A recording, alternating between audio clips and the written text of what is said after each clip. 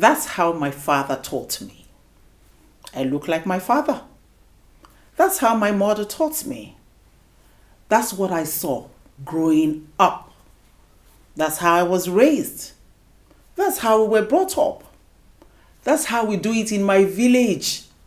That's who I am. I cannot change. Really? Your parents did their bits based on what they knew. So if you're lucky, like me, thank God, to be raised by awesome, peaceful, hardworking, responsible, and loving parents, then good for you.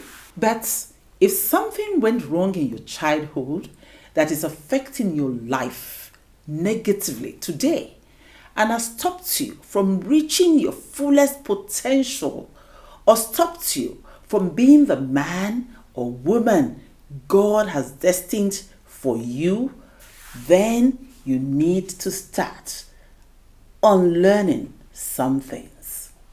Now, let me tell you this. There comes a time in your life when you must choose your path, irrespective of what you have been through or where you're coming from. You cannot continue to justify your bad behavior. Enough is enough. My name is Bosse Ojubo. Welcome to my YouTube channel, Amazing Grace with Bosse. On this channel, we are committed to impacting lives. So, if you want a new and enriching perspective on certain issues of life, then you are in the right place. So, keep watching and make sure to subscribe. There's a story of a man who was a drunkard and he had two sons raised under the same conditions, and they turned out so different. One of the sons became a drunkard like his father and really messed up his life. The other son turned out to be a perfect gentleman. He did not touch alcohol at all. And so people were wondering, they were curious and wanted to know, how come they are so different? The drunkard son said, I learned it from my father. I saw my father drink every day. And that's what I saw growing up. And so I could not wait to grow up and start to drink like my father. And then what did the other son say? He said, I watched my father get drunk and misbehave. And I vowed never to touch alcohol. Same father, same upbringing, same home, but different outcome. How come? Let me tell you another story. I know a man. I remember him with nostalgia. May his soul rest in perfect peace. He passed too soon. He grew up without his father. The mother did everything. He was smart and went to a good school. He started from the scratch and became very successful.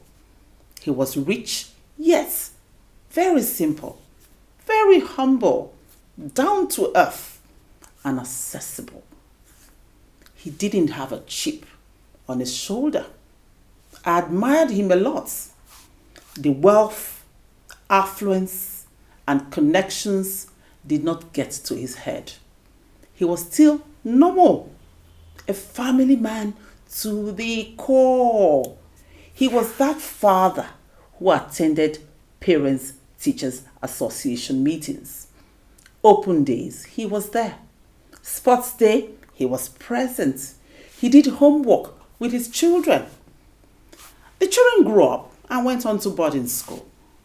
He scheduled his very busy life to make sure he was there every visiting day. Every month he was there. He was not perfect. Nobody's perfect after all. But he was a responsible, decent human being. One day we were talking about life generally. And I said to him, I'm so proud of you. And I asked him how come, despite his busy schedule, he's so involved and so invested in the lives of his children and family. You know what he said? He said his father was not in his life, and he saw his mother do everything, and so resolved that he would never be an absentee husband or absentee father. He vowed to prioritize family no matter the distractions. And he went on to say, Bosse, the distractions plenty. Oh. You know, when you have money, babes flock around you and many things need your attention. Another man perhaps would repeat history, abandon his family like his father, and leave the wife to raise their kids alone because that is how he was brought up. How come that is the case? Now, in the past, a lot of people believed that your character, once formed from childhood, cannot change. That's not true. Well, it is true, yes, that we cannot underestimate the power and influence of genetics on personality. Yes, but recently, research has shown that your character, your convictions can change throughout life. So, it's clear. Character is formed by a mix of nature, nurture, and even culture. The truth is, our brain continues to form new alignments and connections based on new knowledge and information. And this new information brings about a change in our personality. That is why, if you find yourself living in certain countries, for example, your behavior will change. You will adjust yourself. Nobody will tell you to be decent. You will conform by fire or by force. In the same vein, people who think they have exclusivity to gra-gra, meaning nonsense, arrogant behavior, when they get to certain situations, guess what? They calm down and take instructions. They conform whether they like it or not. And they're people with narcissistic tendencies. They have the ability to change their personality at their convenience, especially if there's something to gain or if there are consequences for their bad behavior. The truth is, some normal people make up their mind to rewire their brain to conform and behave well because they know there are consequences. I think, God designed our brains knowing that there will be need sometimes for personality adjustment to enable us cope when we face certain difficult situations or when challenges hit us, because like it or not, life will happen. So everybody has the power to change if they choose to. Yes. So if you want to change for good, start by talking to yourself. Identify the flaw and make a resolution to start to unlearn some of the things you learned previously, whether from your family or from your friends. So, are you that woman who wants to wear the pants in the house and control your husband because that's what your mother did to your father? Or are you that man who saw his father oppress his mother and you want to be like him and oppress your wife and your children and become an emperor in your home? Listen and listen good. There comes a time when you will have to be accountable.